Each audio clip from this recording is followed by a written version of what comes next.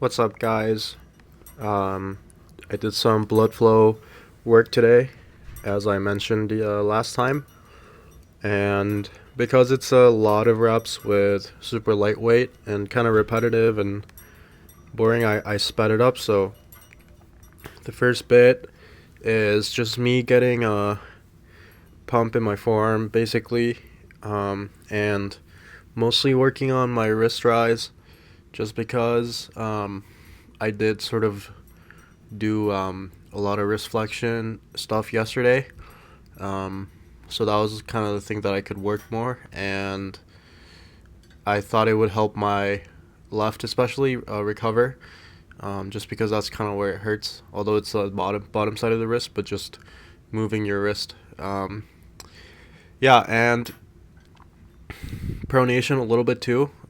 Some thumb, but mostly really light. I'm not really trying to get sore at all because tomorrow I'll do back pressure and pronation. So really just to rehab, and I think it works, and it feels good.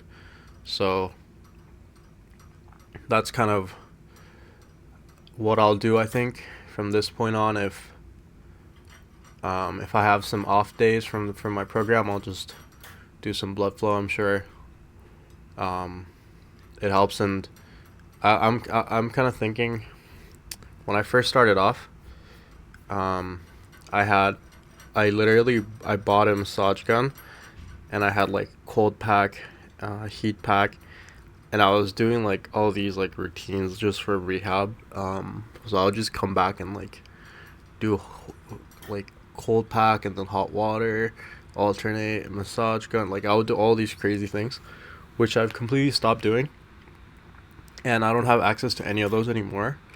So I've been kind of wondering if that's like bad for me, but I'm not sure. Do you think that it's like doing blood flow is the same or better than those things? Or but yeah, let me know what you think. And so kind of moving up and down in weight. Um yeah, and I don't have like too much to explain for these. Just basically messing around, trying a few things like if I can't do it as for reps, I would try to do it statically. And then after a few sets, I start doing some pronation, and because the way that you would kind of do pronation, where you just grab the belt and twist it, I'm gonna do the same thing tomorrow.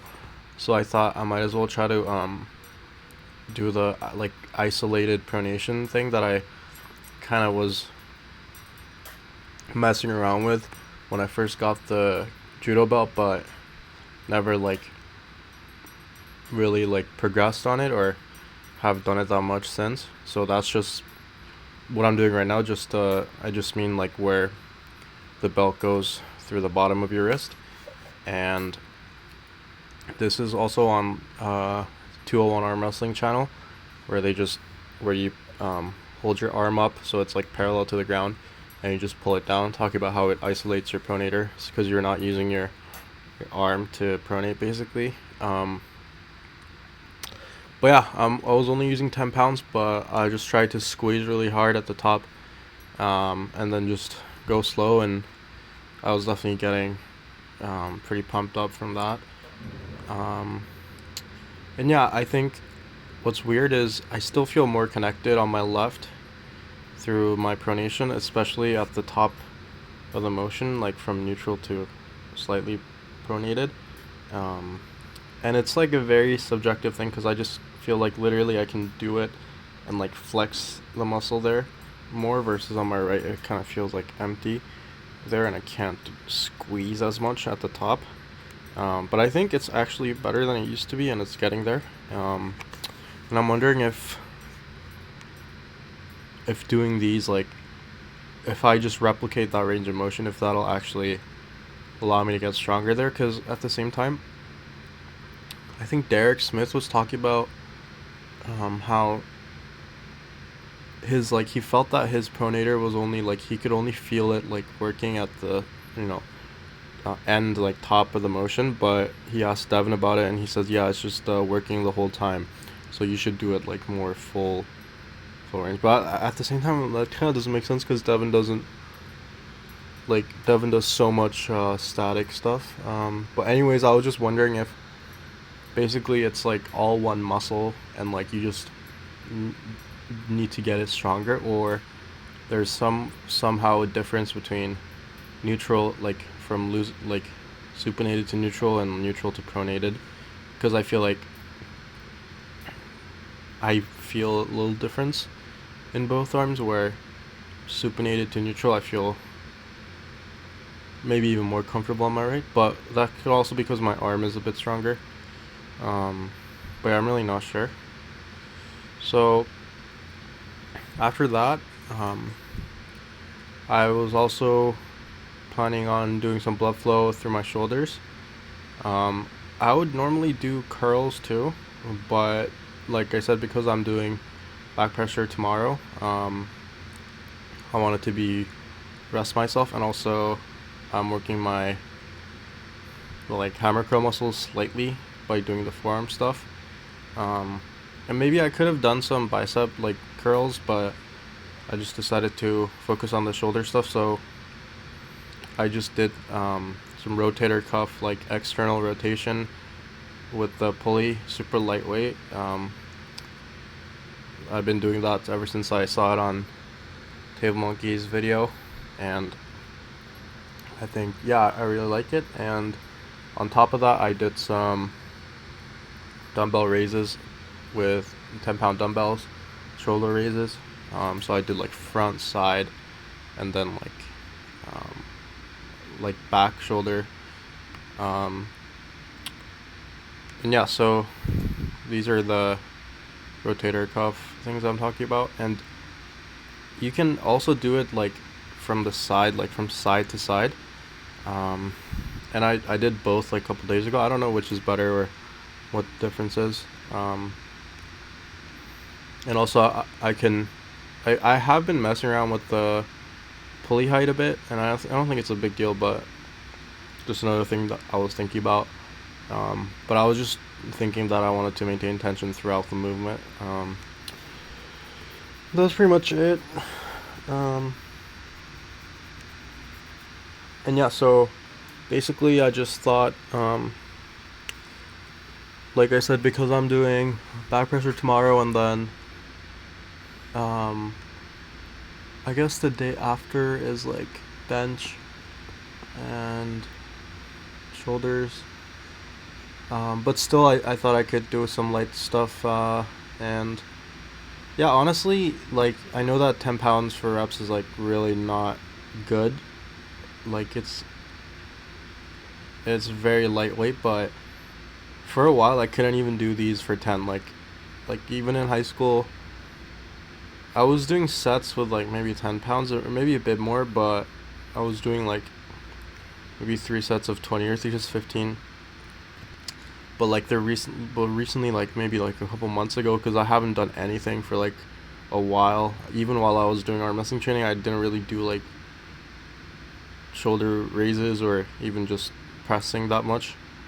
And then I was just like couldn't do the tens at all. But I guess it's actually pretty good that I can at least do that a bit. And yeah, and then I just did a little bit of push-ups and the chest like pec machine, pec deck, or whatever that's called.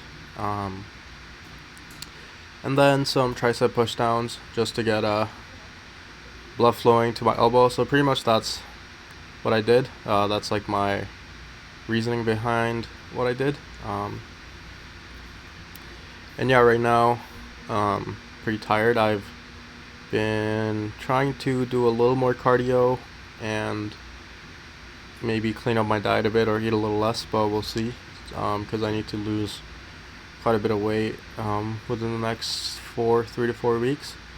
So yeah, like I woke up and I did some cardio. Like I ran for like 5 minutes, and then jogged on the treadmill 5 minutes, and was on the bike for like 5 minutes, and that's nothing, but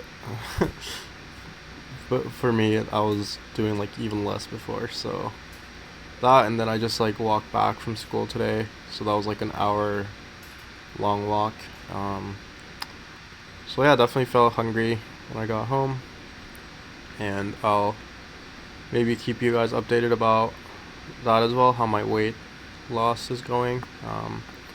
And also for the past like 2 or 3 months, I've literally just like been eating ground beef and rice every meal, like every day almost, because it's convenient, and I have been like very, like it's been drilled in me to like get a lot of protein as much as I can, and when I eat something that like doesn't have enough protein, I feel like it makes me like uncomfortable. Like I feel like I need to meet that. So it's like, yeah, but like that's kind of been my diet, and I know it's not like super balanced. I've read while back. I tried to do the vertical diet. Like I got the whole like PDF and like try to replicate it a little bit. Didn't get too far into it, but I mean it is basically like that, where it's like ground like beef, or yeah, like beef, rice, and then maybe like spinach, broccoli, but pretty much those are like I feel the main things. So let me know if you feel like it's like really fucked up, or if there's something I should really add to it. Also, I've been taking creatine, but I'm gonna run out. And what's really funny that I realized like maybe a couple weeks ago is I've been taking creatine like not that much, but there was a period like maybe like a few weeks where I was taking a pill every day, and each pill was like 1,000 milligrams, I think. And on the bottle, I never read the instructions. It says take 4 a day, and on the internet it says, yeah, you can take like up to like 5,000. And I've just been taking one, and that's the same thing with all the other vitamins and like pills, like supplements. I've just been taking one in the morning, and I just like a couple weeks ago, I just realized, bro, I should have been taking like four at a time, and then so I don't know like if that was just like literally just wasting it or what that was, but I just found that really funny. So I started taking creatine. I think not every day, but almost every day, when I remember to. But yeah, I'm about to run out, so I don't know. Like, I mean, I read that it gives you like extra energy basically, but I'm not sure how much. If there's a big difference, if I should get more. Also, I haven't been taking protein powder, but I do have it, so maybe I should just use that too. And I was gonna bring something up, but I forgot. Um, Damn, I guess I'll just remember it for tomorrow's video. Thanks for watching. Like and subscribe, guys.